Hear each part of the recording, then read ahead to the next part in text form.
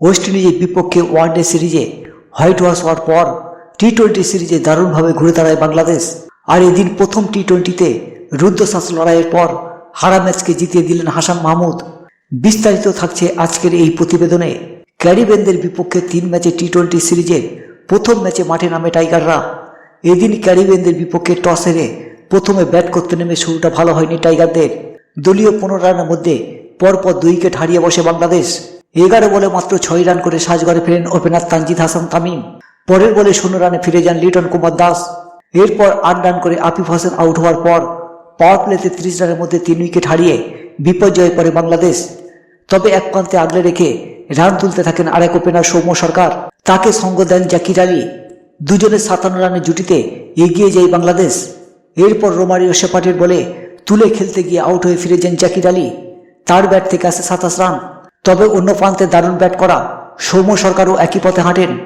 32 বলে 43 রান করে তিনিও সাজঘরে ফিরে যান। এরপর মেহেদী হাসানকে সঙ্গে নিয়ে দ্রুত রান তোলার চেষ্টা করেন শামীম পটোয়ারি। দুজনের আগ্রাসী ব্যাটিংয়ে শেষ পর্যন্ত 147 রানের লড়াকু পুঁজি দাঁড় করায় বাংলাদেশ, যেখানে মেহেদী হাসান 24 বলে 26 আর শামীম পটোয়ারি 13 বলে 3 ছক্কায় একটি 4-এর সাহায্যে 27 রান করেন। ওয়েস্ট ইন্ডিজের হয়ে 2টি করে উইকেট শিকার করেন ওবেদ ম্যাকোয়া ও আকিল হোসেন। মাত্র 148 রানের লক্ষ্য নিয়ে ব্যাট করতে নেমে শুরুতেই বাংলাদেশের নিয়ন্ত্রিত বোলিংয়ের সামনে সুবিধা করতে পারেনি ক্যারিবিয়ান ব্যাটাররা। এর ফলে একের পর এক উইকেট হারাতে থাকে ক্যারিবিয়ান ব্যাটাররা। 61 রানের মধ্যে 7 উইকেট হারিয়ে কোণঠাসা হয়ে পড়ে ওয়েস্ট ইন্ডিজ। তবে সেখান থেকে দলের হয়ে হাল ধরেন রবম্যান পাওয়েল ও রোমারিও শেপার্ড।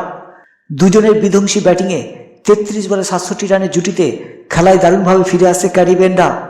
14তম ওভারে রিশাদ হোসেনের ওভারে 15 রান নেন।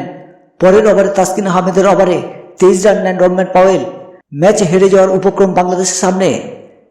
শেষ 18 বলে 20 রান দরকার ওয়েস্ট ইন্ডিজের। তবে 18তম ওভারে রোমারিও শেপার্ডকে ফিরিয়ে খেলায় ফিরে আসে বাংলাদেশ। শেষ ওভারে ম্যাচ জিততে ওয়েস্ট ইন্ডিজের চাই আরও 10 রান। ক্রিজে তখন ছিলেন বিধ্বংসী ব্যাটার রবম্যান পাওয়েল। সেই সময় হাসান মাহমুদের শেষ ওভারে উইকেটের পেছনে আউট হয়ে রবম্যান পাওয়েল ফিরে যেতেই জয় নিশ্চিত হয়ে যায় বাংলাদেশের। এর ফলে শেষ ওভারে নাটকীয়তায় প্রথম টি-20তে ওয়েস্ট ইন্ডিজকে 7 রানে হারিয়ে দেয় বাংলাদেশ। 6 বছর পর ওয়েস্ট ইন্ডিজকে টি-20তে হারালো বাংলাদেশ। বাংলাদেশের হয়ে 13 রানে 4টি উইকেট নেন মেহেদী হাসান মিরাজ।